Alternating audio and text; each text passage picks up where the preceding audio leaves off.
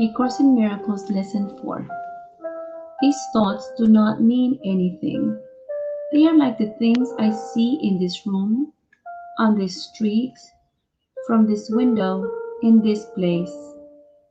Paragraph 1.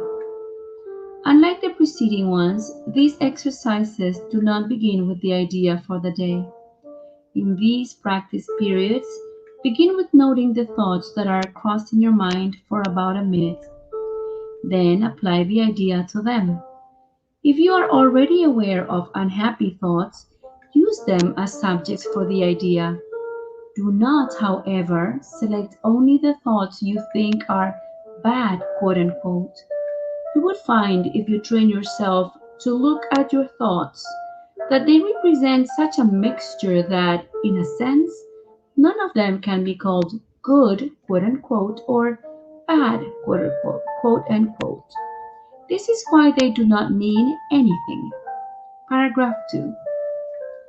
In selecting subjects for the application of today's idea, the usual specificity is required. Do not be afraid to use good, quote-unquote, thoughts as well as bad, quote-unquote, thoughts. None of them are your real thoughts, which are being covered up by them. The good, quote-unquote, ones, of which you are aware, are but shadows of what lies beyond, and shadows make sight difficult.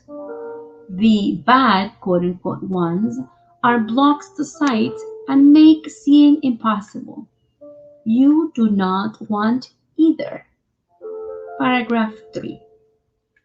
This is a major exercise and will be repeated from time to time in somewhat different form.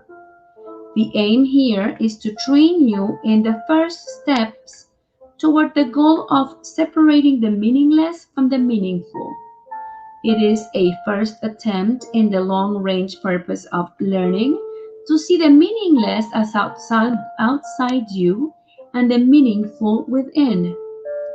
It is also the beginning of training your mind to recognize what is the same and what is different.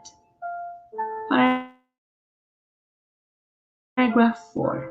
Using your thoughts for application of the idea for today, identify each thought by the central figure or event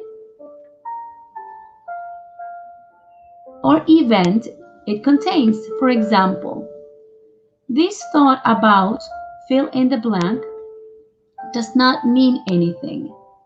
It is the things I see in this room. It is like the things I see in this room, on these streets, and so on. Paragraph 5. You can also use the idea for a particular thought which you recognize as harmful.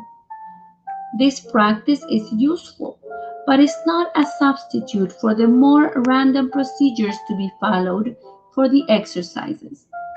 Do not, however, examine your mind for more than a minute or so.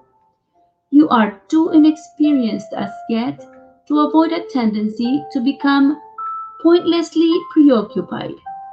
Further, since these exercises are the first of their kind, you may find the suspension of judgment in connection with thoughts particularly difficult. Do not repeat these exercises more than 3 or 4 times during the day. We will return to them later. End of lesson 4. Enjoy your practice.